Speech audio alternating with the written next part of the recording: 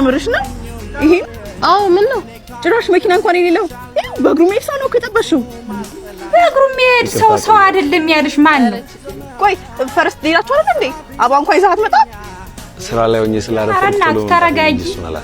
እነሱ እኮ ነው የተቀጣጠሩት። አንቺ ምን ቤት ነሽ? ጥሩ እንቀሳቀሳለሁ።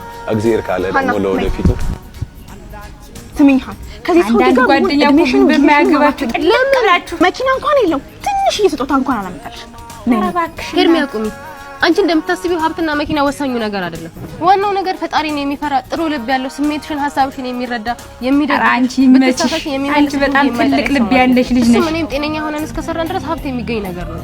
እውነት ነው። ሁለታችሁ ማብራችሁ ከሰራችሁ የማይለወጥ የለም። ሌላው ቀስ ብሎ ይደርሳል። ወይኔ ፍቅር መጣ እንግዲህ አልሸኘናችሁ ወካርኩ እዚህ እንደሆንክ እንዴት አወቅ? ፍቅር ደግሞ ልትወስደኝ ነው? ኧረ ተረጋጊ። ቦስ ጠርቶኝ መጣሁት። ማ እሱ ይቅርታ እንዳደስታችሁ ትፈልጋላችሁ? አለቃ ራሳችን እንሄዳለን። እንሂድ።